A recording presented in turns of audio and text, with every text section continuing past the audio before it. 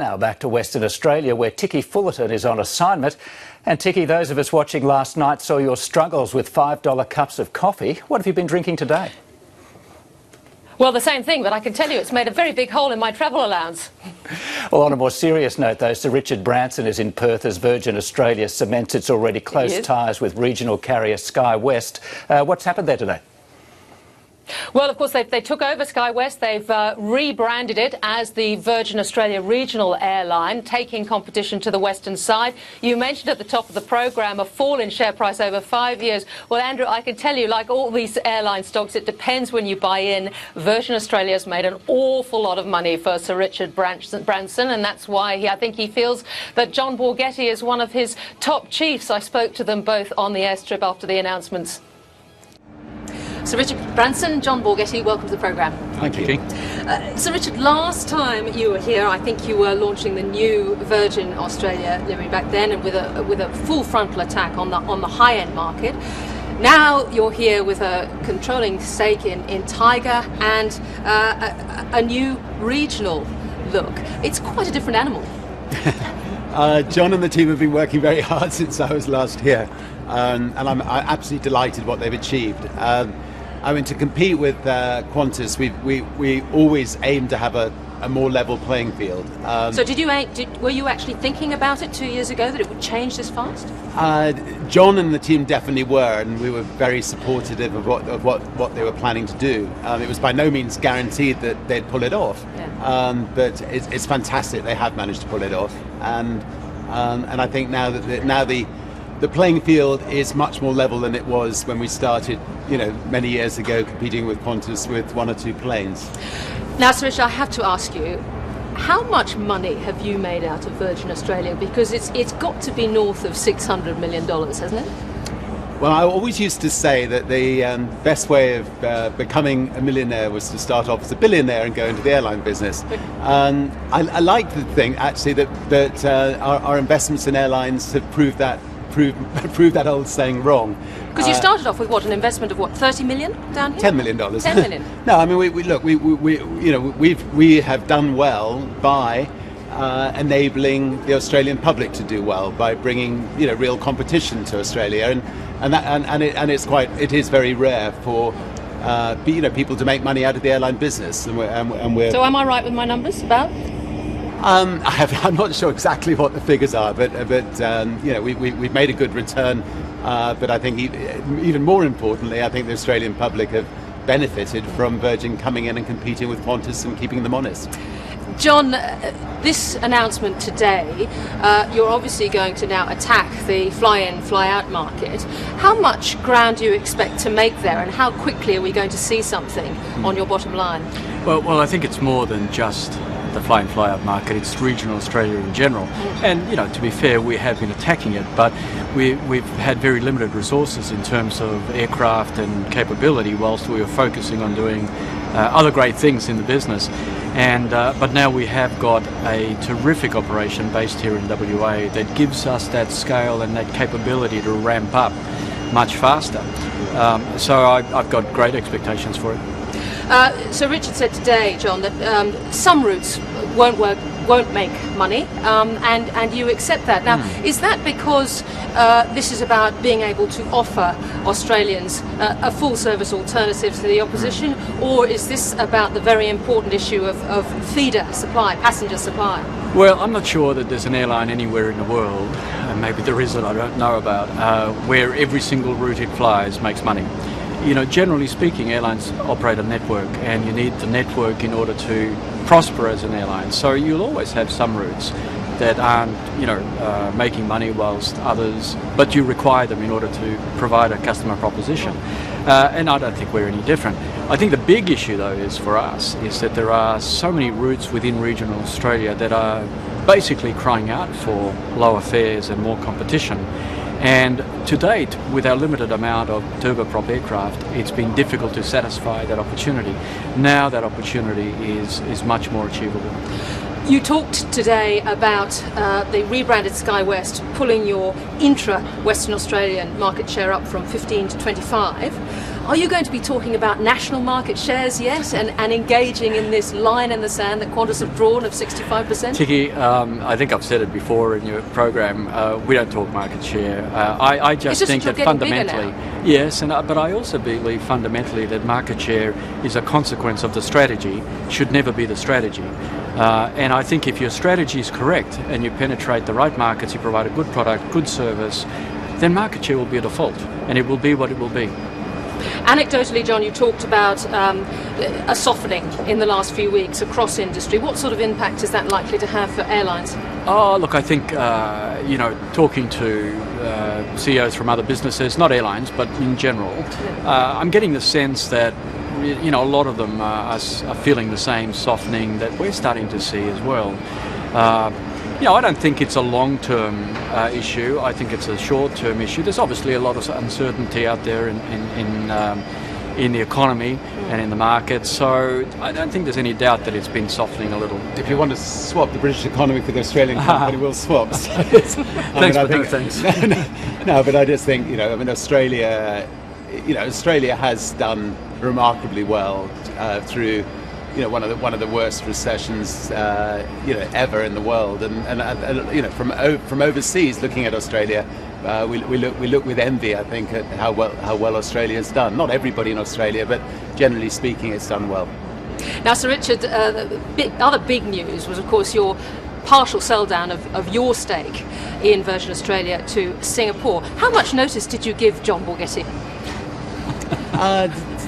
John and I keep in touch, is that true, John? Oh, we do. We keep in touch all the time about all sorts of things. Yeah, and over the years we have sold shares to strategic partners that will benefit the airline. As far as Virgin's concerned, we see our branding arrangement with the airline as our main relationship. Yeah, you haven't ruled out selling down altogether, have you? Well, the most important thing is that for the rest of my lifetime, Virgin Australia will be called Virgin, and we have a strong branding relationship, and I will continue to promote Virgin Australia, and very proud of the company.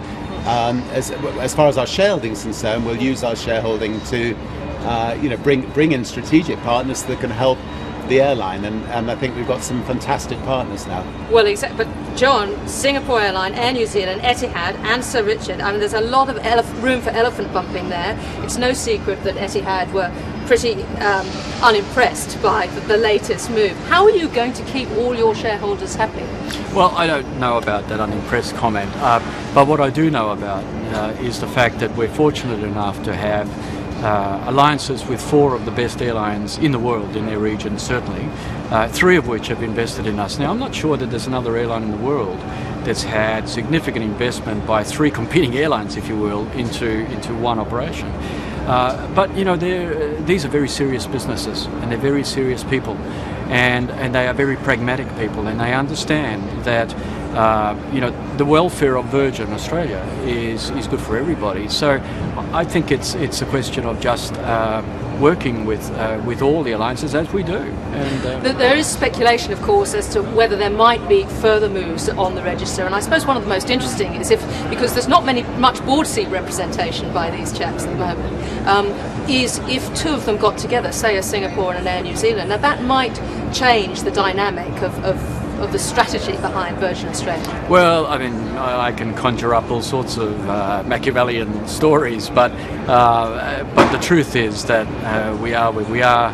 The relationships are good with every alliance partner, and indeed every investor, and we've got our eyes set on a very specific plan for the next 3 years, and we will deliver that plan. Isn't it nice that they all want to be part of the company? I mean, airlines are notoriously tough and difficult things, and it's just great to have the best airlines in the world fighting to join the register. So, and it's down to him and the team that have achieved that. Well, Sir Richard, one of the things that the sale, I suppose, of your holding to Singapore did was that it further cemented that trust between Virgin Group and Singapore, because they'd actually taken a little bit of a bath on Virgin Atlantic, hadn't they? But they're now back.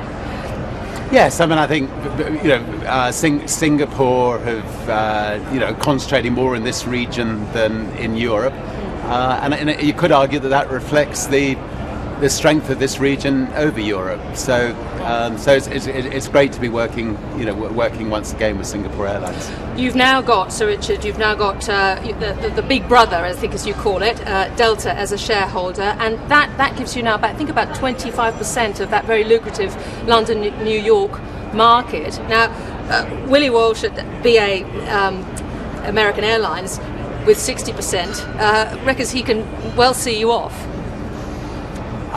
British Airways for the last 30 years have said some extraordinary things, but I think people need to remember that British Airways are our competitor. I think that Virgin and Delta are a formidable competitor to British Airways and American Airlines now. When we were competing with just on our own against American and BA, it was tough. But now that we have Delta as a big brother, I think we're once again we've created a level playing field. And John, your great challenge, I would imagine, going forward now is how you change Tiger. How quickly do you think you're going to be able to turn Tiger around? Because your new CEO says it's a two-down market, but it is making losses of, $60 million? Well, I think what the new CEO said is that, or what he was trying to imply was that there are some things that we could change very quickly, which would provide better service, but not necessarily at a higher cost. In fact, it wouldn't cost you anything. Having a good, friendly service does not cost money. But I think the crux of your question is how quickly can we turn it around? And, I'm very confident that with the board that it will have, which will be a very strong board, we have a very strong CEO, we can turn this around in 2 years. And certainly that's all our focus, and I'm sure we can do it. Last couple for you, Sir Richard. Virgin Galactic broke the sound barrier the other day. I'm wondering what sort of investment is involved from your point of view in space travel. Must be huge. We've invested some hundreds of millions of dollars into Virgin Galactic, but where we've ended up is the only airline or spaceship company in the world that would be able to take you into space. And I think we've got about 5 or 6 years ahead of any competitors. And when you ask, most Australians, you'll find that the vast majority would love to go to space. So if we can offer return tickets and if we can offer them at affordable prices, I think the market's enormous, and I think we'll get our investment back, and we'll have a blast anyway in the meantime. And the Virgin brand will be in outer space. You talked about your brand as being very important, even selling your shareholding down, but keeping the brand here. Do you think about succession planning at all, Sir Richard? Because there's that huge global brand there. Who's going to take it on after you?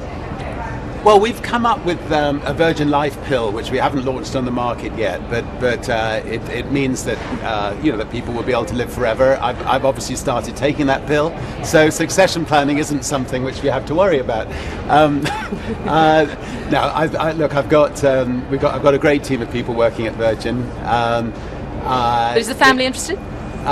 Both, my daughter, who trained to be a doctor, works with me.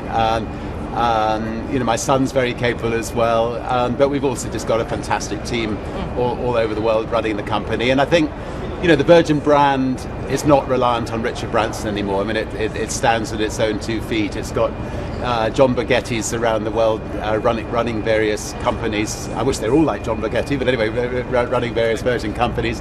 And if my balloon goes pop one day, or when it goes pop, Virgin will continue from strength to strength. So Richard Branson, John Borghetti, thank you so much for joining us. Thanks a lot. Good to see you. Cheers. Thank you.